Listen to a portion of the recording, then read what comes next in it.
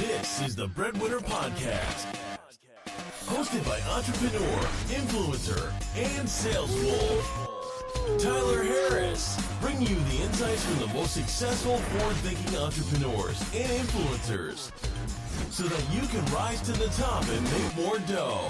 Now, let's get into the show. What's up, everybody? Tyler Harris here, and this is the BreadWinner Podcast. And man, I'm excited to have Mr. Peter Voogd in the house, and we are going to bring some not just interview type material today on the podcast. We're going to get a little bit more tactical than we usually do and give you guys something that you can take over the weekend and implement next week and make some stuff happen. But man, I want to bring on Peter. And number one, brother, thank you for being on the podcast. I know you got a lot of different stuff going on, so I appreciate you being here. But tell everybody who you are, where you're from, and what you're focused on right now.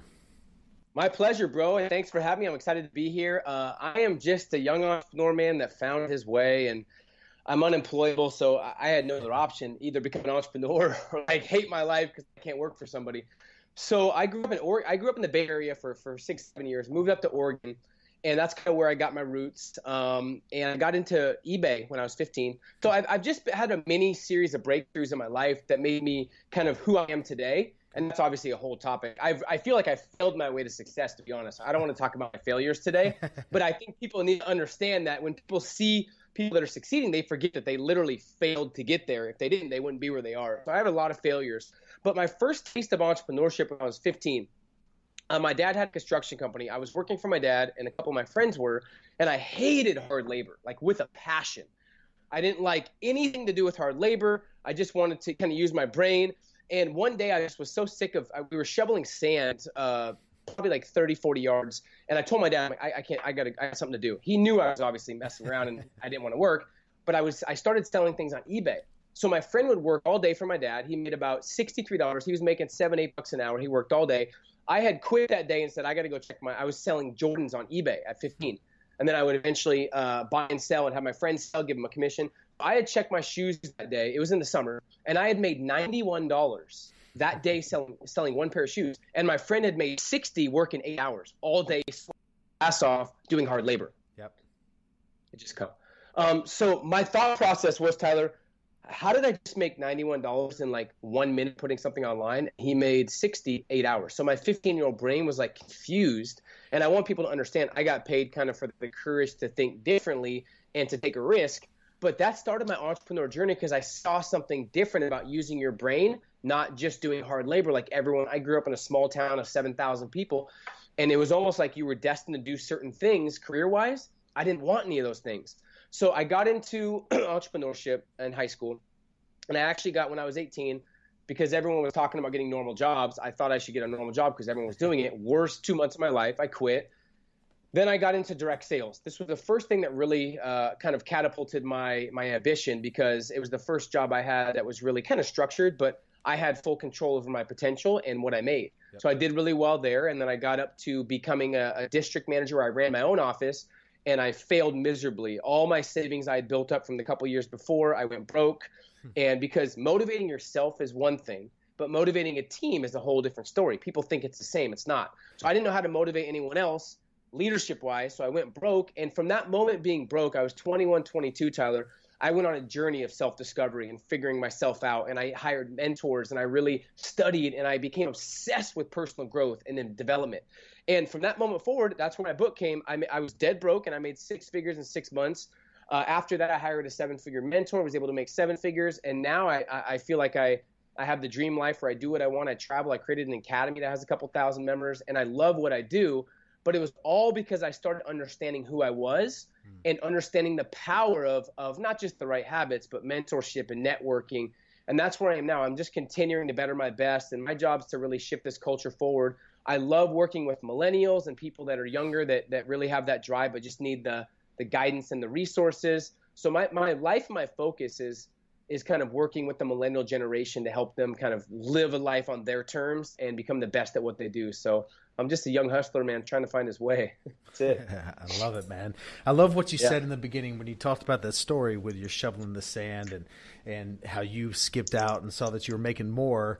And I just had a vlog episode this week where we talked about this value of like realizing how much your time is worth based on the income that you want to make. And so I did the whole vlog about $876,000 in income. And it's $100 an hour, 24 hours a day, 365 days a year. And just using that as an example is if that's your goal, if that's what you feel you are worth, then anything that you're doing that's not worth $100, you got to either delegate it, pay somebody else to do it, or just skip it. And you gave the easiest, best, organic example of that. And it was that, hey, my buddy, he stayed, he made this, I made this, there's a gap there. That means I probably shouldn't be doing that, right? And the reality though is with the majority of people out there, that gap's way wider. Like the stuff that they're spending time 100%. on, the gap is like, you're just wasting your time. Well, the problem is they don't know their worth, and if you don't know your worth, other people determine it for you. Yep. And I've studied it's mind-boggling to me, Tyler, because another thing is people want certainty, so a lot of companies are paying them to kind of give up on their value and give up on their dreams. They're like, hey, we'll pay you $50K a year, we'll pay you consistently. You have to give up on all your dreams, but we'll pay you $50,000 guaranteed. They're like, oh my gosh, that's exciting. Then they realize, shit, that's the worst thing you could ever do is have someone pay you to give up on your dreams. Yep. So I was so lucky to have that perspective. And I didn't even know it was perspective then. In my head, I wasn't a smart kid. I didn't get the best grades. I was always in trouble in class. I had so much energy. I was just thinking, how in the world did I just make that? So you're right. It's just a perspective shift. And sometimes you have to have it happen to you before it's too late, because most people wait till their back's against the wall. Absolutely. So we mentioned some failures, and you said we're not going to talk about them, but let's talk about one. You want? We could. So, my favorite quote of all time is that every successful person has a painful story. And the part that I always add on to it is, will your painful story have a successful ending? And I know that all the pain in my past, God, I'm so grateful for it because it happened for me, not to me, and it made me who I am today. And so what's one of those things that you look back on and, it was painful then, but it made you who you are now and why you've been successful now? Well, I have a couple. I think one was my senior year. I was going to college at U of O, and all my friends were summer was coming, and I had an opportunity to run a business. Didn't have much money, was struggling, but at the end of my senior year, I could either finish the year off and graduate, but business opportunity, and hang out with my friends and kind of be normal like them, or I could literally drop out of college, go start this business, leave all my friends, and really, really be alone up in Seattle by myself. And I chose, I don't know why, I had a couple breakdowns. I called one of my managers at the time, I don't know if I could do this, but I left college early, let a lot of people down, left all my friends were 20, 21, ready to go party, go to the swimming pool, hang out with girls. And I left to go start a business by myself in Seattle with no money. Wow. And I felt like a failure because I went broke for a while. I was struggling. I had no friends up there. And that was I don't know if it was every failure I've had. Now I look back, my wife asked me 2 weeks ago, she goes, would you change anything about your past? And I really thought about it, and I wouldn't. Because it's exactly who I am. But I get goosebumps thinking about that because I was in a one-bedroom apartment, Tyler, with no box spring, just a mattress, no furniture. I didn't have money to go to the drive-thru. And I felt like at that moment, I felt like a failure. Yep. I'm like, why did I just do this? But looking back, those are those moments of decision where it's like, wow, if I didn't make that decision, I would not be who I am today. So that was something that I don't know if it was a failure now looking back, but in the moment, I felt like I let everyone down. And I said I was going to go do this entrepreneur thing, and then I was not making money. I was broke, and I dropped out of college, and obviously my parents weren't happy. So that was one part that just was really stressful to me, and it hurt me for a while till I realized, thank God I did that, because that's who I am now. So that was one of them. Yeah, absolutely, man. And so let's get a little bit more tactical for people today. So one area that everyone can improve on is their productivity. And I personally, I'm constantly looking for different things that I can implement in my daily routines to make sure that I'm most efficient, that I'm prioritizing in the right way, that I'm getting all this, so much stuff going on, that it all gets done in the timely manner that I can level up and level up and level up. So let's give some people some tactical advice on some things that they can implement to do that, to get more productive, get everything they need to get done, and to level up, man. Well, that was my first step. So when I was broke, and I didn't realize I had a framework for going from broke to six figures and from 6 to 7. I didn't realize it in the moment. Looking back, that was my first step. You have to gain absolute clarity on exactly who you are, who you're not, who you need, and like where you're going. If I ask 100 entrepreneurs, I'm so glad you asked this question, because I could give them the productivity keys. If they don't know where they're going or why they're going there, or they don't have clarity on exactly what their ideal outcome is, doesn't matter. They could be productive doing nothing. Yeah. I see entrepreneurs working 80 hours a week and they're broke. Yep. So it's not about the hours you work, it's the work you put in the hours. Absolutely. And for me, it wasn't about working harder or smarter. It was about working right based on my industry. So for me, I had to get clarity on what I wanted. If I ask 100 entrepreneurs, what is your ideal outcome in the next 6 months? 99 out of 100 have no clue. Oh, I want to make more money. I want to build a business. Yeah, no shit. Everyone does. But what is your exact outcome? Like, how many customers do you want? How much money are you making monthly? How involved are you in the business? How many people do you have on your team? What's your systems looking like? They can't figure it out. Yep. So for me, I got crystal clear on exactly what I wanted. And here's the thing. You have to base that off your potential and what's possible, not your past. Yep. See, most people base their vision off their past or off insecurities. And they wonder why they hit these small goals, because that's all they set for themselves. So first of all, get crystal clear. So for me, I wrote down, I always do this. I do this every week. It's called my weekly master plan, but I also do it every 6 months. And I keep very crystal clear clarity on where I'm going and why, and I adapt and adjust along the way. So you have to master yourself first. So I call this the one-page productivity plan. That's really helped me. So I got crystal clear on what I wanted. In one paragraph, just write down your ideal outcome. If there was no limitations, and we both know this, I know 15 and 16-year-olds, my man, making $500,000 to $1 million a year. Yep. And I know broke 40-year-olds. Yep. So age is irrelevant. People are like, I have 20 years of experience. No, you don't. You have 1 year repeated 20 times because you're doing the same thing over and over again. So, I mean, age is irrelevant these days. Where you're from is irrelevant. There's no more excuses left. So when you write down this one page or this one paragraph of what's your ideal outcome, don't have any limitations. I mean, if everything went your way, what's ideal? Yep. Then after that, I had to figure out what was most important to me and what my values were. So if you start living and basing everything off your values, that's how you're going to be the most fulfilled and be the most congruent.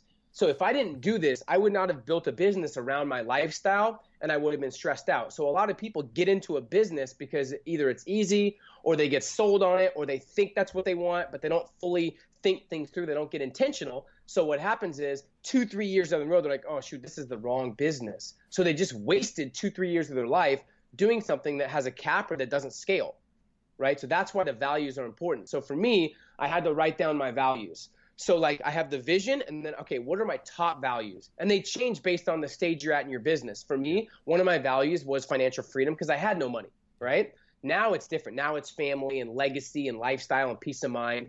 But write down the top values that mean the most to you.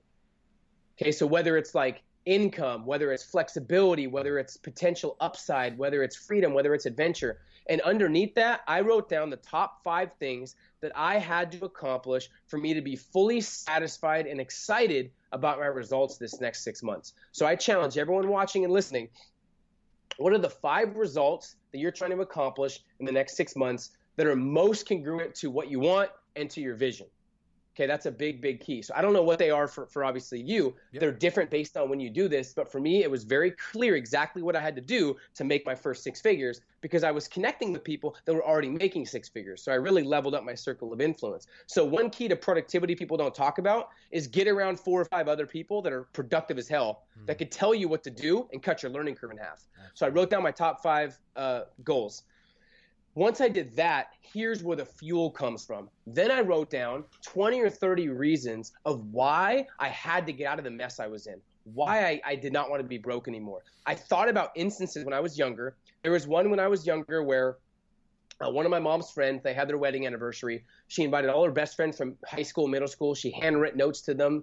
She was excited. Her best friend couldn't make it, and she had 8 months in advance. I'm sure you can guess why she couldn't make it. No time off, no money. Bro, you're 45 years old.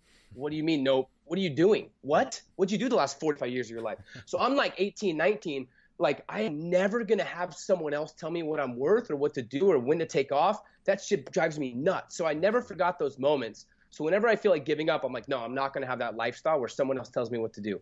I can't stand that. I saw how devastated my mom was just because she had someone else telling her what she was worth. So I wrote these things down, these reasons. So 25 reasons, and here's the deal. Most of them are BS. Probably 5 of them are really internal that really drive you. Because if you're not waking up at 4 or 5 in the morning, fired up and excited to take on the day, you don't have strong enough reasons. And the second you get challenged, you're going to quit and settle. Then you're going to validate, right? Yep. So I had to write down my strongest reasons of why I wanted to make these 5 results happen. Because reasons come first, results come second. People have all these productivity tactics. They have these planners and all these things. If you don't have strong enough reasons, you can have every productivity tactic in the world. You're not doing nothing. Yep. Because you don't have that internal drive, right? Why you do what you do. I can guarantee it, Tyler. If we dug deep, you have some pretty strong reasons of why you do what you do. Yep. And they're not because you want a nice car. I could just tell by who you are. Yep. I know you like nice things, so do I, but that's not the reason. Absolutely. Right? So 5 reasons that drive you that really, when you look at them, you get fired up and excited like I am right now. Then you want to write down what key behaviors and habits, okay, what are 1 or 2 key behaviors or habits that you need to master that are most relevant to those 5 goals that you want to accomplish in the next 6 months. Now, here's the biggest thing that most people don't understand. I did 10 external and 10 internal. And then I threw away all the reasons that didn't really fire me up, right? That I was like, nah, if you write your reasons down and you're still lazy, you have a problem, right? They're not your right reasons. So on the bottom, then I wrote down the 1 subject or the 1 skill. Skills are weapons in this new economy. The 1 skill that I needed to master that are most relevant that I can accomplish all those things. Now, here's the catch that most people don't understand. Now you are very focused on mastery versus overload. So with all the information out there, when I was struggling, I got 2 pieces of advice from society that was the worst advice ever. 1, just work harder.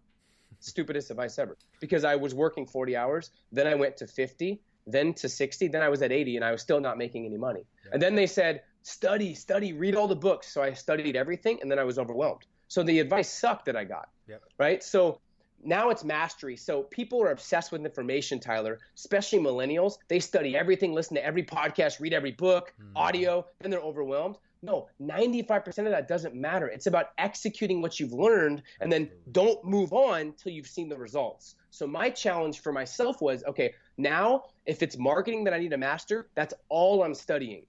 Podcast, books, audios, YouTube. The only thing I'm studying is that one thing I chose to master that's most relevant to my vision. So most people are going to every event and they have this grass is greener mentality where it's like, I got to study more. No, you don't. Get addicted to outcomes and results, not information and knowledge. So that was the last step where I was like, okay, I'm going to master this skill and this trait that's most relevant, and that's all I'm going to do. Once I did that, productivity took care of itself, and I reviewed my weeks, and I knew exactly where I was going. And anytime I had a roadblock, which anytime you set a goal that's worth something, you're going to have a roadblock, but my reasons pulled me through that. So that's something tactical that I've done that every single time I do that. Now the goal is to let your vision guide you, not your current circumstances. I have it from 2015 right here, and I keep updating it. This is one from 2015, not joking. So I have them every year, and I let those guide me. So it doesn't matter what I'm going through, what my feelings or emotions tell me, I'm locked in on the prize. And that's really how I stay productive. That's one of the reasons. So hopefully they got some value, but that's just something tactical I've done. Dude, that's incredible. This is one of those podcasts that people are going to need to listen to probably, 7, 8 times because there was so much to unpack there. But if you just take those simple steps, but put together and written down will make the biggest impact. That's absolutely incredible. One question. So the problem I think most people have with a process like you just took people through is they don't get specific enough. They're not clear on the actual things that need to happen, that actual goals. And with us, a lot of people that listen are in sales, and I own a life insurance company, and we sell life insurance. And I ask agents, and I'll say, what's your goal this year? How much do you want to make this year? I want to make $500,000. Great. How are you going to do that? I'm going to sell a lot. Okay, great. Let's actually figure out what that looks like. Okay, so if you need to earn $500,000 in income, that's going to mean that you're going to need to sell this many policies. Now let's break that down. Okay, that's this many quarterly. That's this many monthly. But now you want it more than them. That's the problem. Now Exactly. you're wanting it more than them because you're going through it. That's why it's just the 5% rule. I've Exactly. always seen that. So it's like, I agree. Here's the reason I think it's because it's harder. It's easy to say something and talk. Oh, my goal's $1 million. I'm going to crush it. Yeah, a 3-year-old can talk. Yep. So it's interesting how you went right into diving into exact tactics like you do, which is why you're the 5% and most of them aren't. So if you're watching, if someone else has to tell you what to do or break it down for you, I mean, I don't even know why you're going for that goal. So let's You know talk what I mean? to the other 95% right now, though. So I mean, because that's just most the of them won't listen anyways. Yeah, or that's all dive they'll in. do. Or that's all they'll do. They're like, man, he just said a lot of really great stuff. All right, what's on the next podcast? But man, like, Let me say this. Hold your thought. This is my checklist too. So Yeah. they have tactics. When I'm studying, I go, okay, is this information congruent to my 6-month vision? That's one. Is this information proven and taught by somebody who has the real results that I want and has similar values to me? Because anyone these days can write a book. Like anybody can write a book, right? This is a big one. Have I executed, seen results, and took action on the previous information I've listened to and read? And fourth, am I certain this is the best possible information and training on this subject? People always ask me, dude, how'd you make 7 figures so young? How'd you do this? I was just intentional. I made sure everything I studied and put in my brain was the best possible training and information possible for that subject. So those are the checklists. A lot of people make themselves feel better, Tyler, by they read a book. They're like, I read this book, and then they're like, I'm going to read another book. They haven't taken any action, but they make themselves feel better because they're obsessed with personal growth and not execution. So I just wanted to go through that. Go ahead. I get passionate about this. No, I mean, and I do too. And I get fired up. And you talked about direct sales, and you see this a lot in direct sales. You have a lot of people that are really, really excited because they're learning a lot and they're growing and they're getting finally for the first time into personal development. But I just ask them, I say, hey, what was the AGI on your tax return last year, though? Like, I get it. You learned a lot and you felt good and you connected with people and you feel great and you're empowered. But at the end of the day, like, did you make any money? Like, that's what's most important if the goal is a dollar amount, right? And so I want to talk about the basis of, you talked about these reasons and you talked about the vision. And a lot of that has to do with someone's purpose and figuring out what their purpose is, because what I found is frustration is created by judging your potential on the wrong purpose. Right? And so you can freaking take a hammer and you can bang it, or let's just say this, for example, I can take this MacBook I'm staring at right now and I can smack a nail with it over and over and over. And at some point it'll probably push it a little bit, but I'm judging it on the wrong purpose. Like, I'm judging this MacBook's potential on the wrong purpose. And so many people are struggling to try to figure out what that purpose is. And so a lot of people I can just envision, they're listening to this podcast and they're saying, that's great, Peter. Like, it makes a whole lot of sense to figure all this stuff out. But the job that I'm in right now, like, it doesn't provide that opportunity for me. And so how do I go figure out what I am supposed to be doing right now? Yep. So good question. I actually got in trouble for this at Success Magazine. Not trouble, but they were going to publish a big article and I went against what they believed, so they didn't publish it, that's just the industry in a whole. So I don't fully believe it's just about passion, because people use that as a crutch and excuse. Yep. I think it's about results, because you become passionate when you're good at something. Yep. So I think instead of focusing on your passion, get good at something that pays well, that actually matches your values. It's about values and what's most important to you. I don't know what I'm passionate about. I just know what I want, who I am, what I need to be fulfilled, and where I'm going. So I think people just need to get good at something. And when you're good at something, you'll be passionate. I promise you. When you get a check for $100,000 for one speech, you're going to be fired up to speak, even if you don't love speaking. Well, that's the bottom line. Speaking of speaking, that sounds ridiculous. But when I saw you at Take Ownership, CJ, I think before or after you spoke, that's one of the things he said. He was like, "Hey, are you chasing hustle or are you chasing?" And everyone's like, "Passion, right?" No, it was gifts.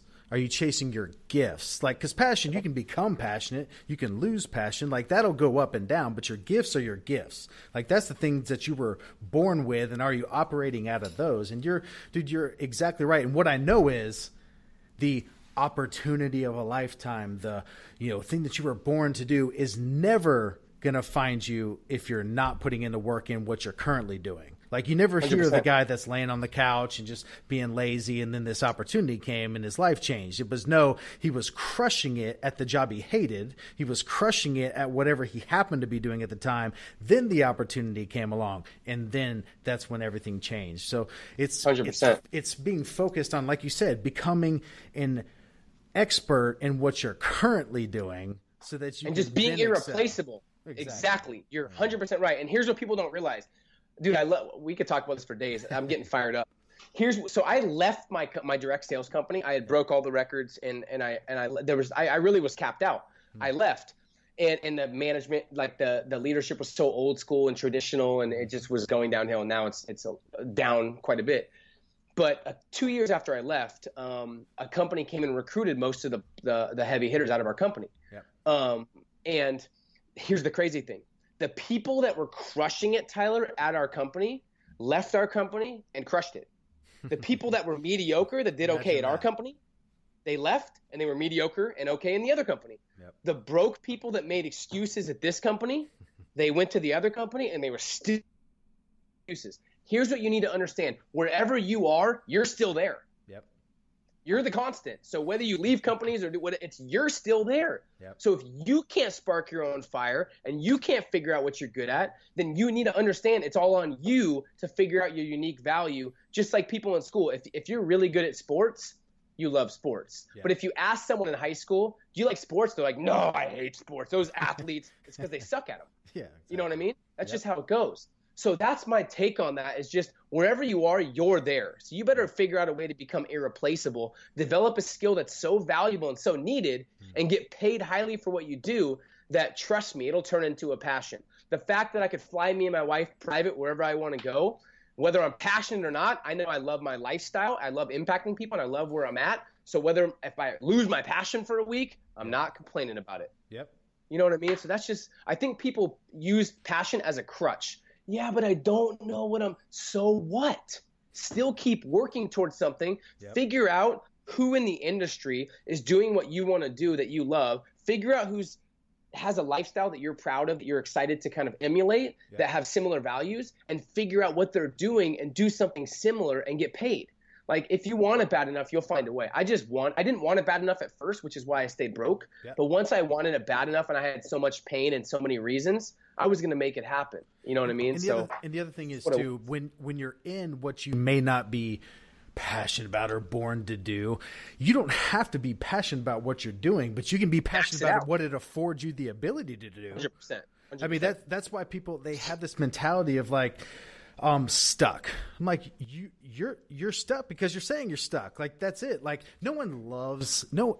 if someone tells you they are passionate about selling life insurance, they've just really bought into the lie they've been telling themselves. No one's passionate about selling life insurance, but I spend 17 hours a day doing it, sold 109 policies this week, and I'm not passionate about that, but I'm passionate what it's going to give me the ability when I leave here and go to my house and spend time 100%. With my family and do all this other stuff, like talk to you on this podcast right now. So it's at some point, if you're not an entrepreneur, if you have a job's a job. Like, you excel at it, you crush it, and then what does that give you the ability to do when you're off work? Yeah.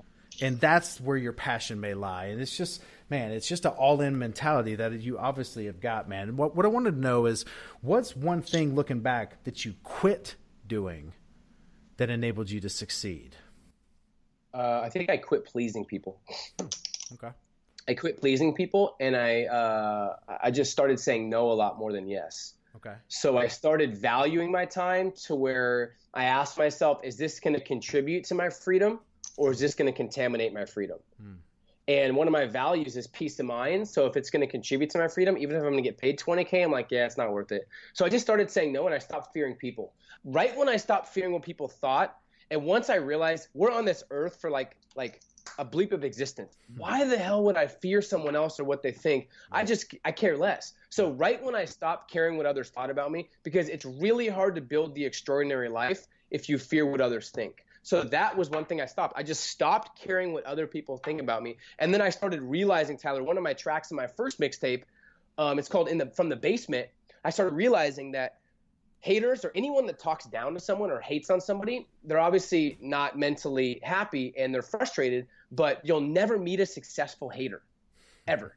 It's impossible because you can't hate if you're happy and healthy. Exactly. So I started realizing when people hated, I kind of felt bad for them and I kind of wanted to help them. But most people, like I don't know, you probably don't get haters. We might get a hater that's like, oh man, these two are passionate. Like they're not saying anything that's valuable. And it's like they're just sad because they're stuck in their mom's basement broke, and we bring out insecurities in them because we're confident.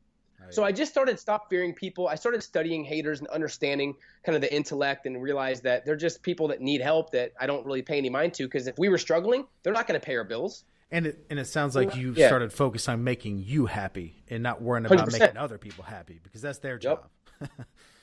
100%. So that was a big one for me. Yeah, it's a big one for everybody. Let's talk real quick about, you just mentioned the mixtape. So let's talk about the music, man, because it's one of the things that's drawn me to you, and your content is, I love music and I love what you're doing with it, because it's not music. It's spoken word. It's spoken word, but it's also, it's like you're trying to basically like scaling impact, man. Like I love the scaling impact. You're basically giving people one thing that I've done, and for me it's law of attraction, but I've just eliminated all negativity. I was talking to my dad last night, and we were talking about TJ and I were talking, my videographer here, we were talking about the fact that I don't consume much content at all, and he was saying, the average American watches 4 hours of TV a day. And I'm like, I've been watching 4 hours of TV in a year, like the last year. Yeah. And a lot of that is just like, I eliminate all negativity. What you're doing with this music for me is it's something that I can listen to that is just a constant positive message. And that's all I want. All I want going in is positive, so that what coming out is the exact same thing times 10. So talk a little bit about like, where did all this start? It started because I was consuming content like back in the day, like audios and watching videos, and I was I was joining masterminds and courses, and most of them were not A, relevant, B, they weren't tactical, C, they never gave me any value. They were super, super boring. Yeah. Nothing. I'm not downplaying other people's content. I just could not find anything that really fired me up. So I'm like, I got to create something. And I loved music. And music does something to you. It gets you through tough times. It emotionally sparks something in you that makes you just like in a better state of mind. But after you're done listening to an amazing song, after the activity you produced it, as far as that energy and that inspiration, it's gone.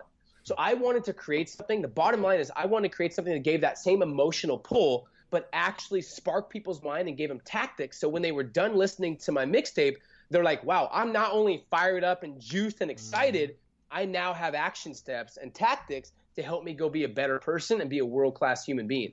So that's why I did it, is because the average millennial listens to 7 minutes of a podcast we already went over. Yep. The average millennial, and I'm like, damn, they're not listening to a long podcast. And then some of these old gurus, Tyler, that are 50, 60, they're like doing 2-hour podcasts. And then they call me and say, I'm not relating to millennials. Yeah, no shit. Your podcast is 3 hours. But that's a side note. So that's why I created it. I created it because I wanted to tell a story through spoken word, but also provide motivational, inspirational beats that really get people fired up to actually take action. But when you made that decision, did you have background in producing music before that, or what was? No, nothing. Well, I had so here's the key. I had a mentality from my mentors that there's always an answer, and you'll always be able to find the person you need if it's your weakness. So my weakness was production and all that, but I found a team. Yep. So all I knew is I wanted the finished product. I wanted to create spoken word and make mixtapes for people that motivate and inspire this generation. So I found the people to do it. I found producers. I found one of the people that was kind of doing my camera work, said he knew somebody, and he started producing it. And my first couple weren't amazing, but now I'm in a professional studio in LA, the same one that Eminem's been in and Chainsmokers has been in, which is crazy. Awesome. It's an amazing. I've been in a couple studios. But now I just love it, and now there's so much feedback. This last one got streamed 505,000 times since its release, which is crazy. But now, and it's funny, you don't make a ton of money. I see why some of these artists are not balling. Sure. But like I make the least amount of money on these, but it's my biggest like excitement. It's so funny. Well, and that's I exactly love what I was about to work. say. I have leverage now. It was exactly what I was about to say, because you said, the first ones weren't that great. I was like, yeah, but I bet you had the most fun of your entire life 100%. experiencing that. And like I was telling you with the Daily Bread, our vlog, doing that intro, I was just like, man, when we started this vlog, I had no idea how much I would enjoy and love the creative process of it. And TJ, it drives him, my videographer TJ, who's sitting right here, like it drives him crazy because I get so into it. But like when I'm sitting here, that was creepy, TJ. When I'm sitting there and we're editing up, because we do a 24-hour turnaround, so it's coming out. The content from today is from yesterday, and so we'll be sitting there at 1:00 in the morning after I've worked 20 hours, and I'm like, dude, I've just found this song. Let's play this right at this moment, and then we put it on there, we play it, and it hits like right when I'm talking about, and I'm like, literally, I'm just like, it's like, oh my God, it's freaking perfect. I'm like, yes, gets you yes, so yes. juiced. And yeah, I mean, it gets. But see, yeah, exactly what you're talking about. Like the way, like when you mix the beats and the music with something that's empowering, and you know that it's going to affect someone in a just a different way, right? Like it's just incredible, man. I love that. I feel like it's the new era. I appreciate it. I really feel like it's the new era motivation for the millennials. Like it's really dynamic. Yeah, I appreciate that, man. I love that you listen to it. I make it for people I make it for the 5 or 10% that really want to live a world-class life and make a massive impact, because the world needs more leaders. But don't you feel like it'd be a positive ROI if not one person listened to it? 100%. That's why I made it. Just like it's your release. Like it's your like for me, like I play the piano and which is weird for a big dude with a beard, and but that's the only way I can actually relax is like when I'm just sitting there. It's like the only way I can tune out this absolute chaos that we live in, man. Last question. Actually, two more questions, but one question I want to ask you is, what is one person that you want to hear on this podcast, the BreadWinner podcast? Some person that you'd value hearing from. Drake? Did you say Drake? That just came out of left field, but we're going to make that happen. You just put that Elon. What am I supposed to? Anyone else? You could probably get pretty easily with one phone call. Someone said Elon Musk. Ryan Mickle just said Elon Musk. But dude, let's go with Drake. Let's go with Drake. We can make that happen. Once you get him, you got to pass him my way, bro.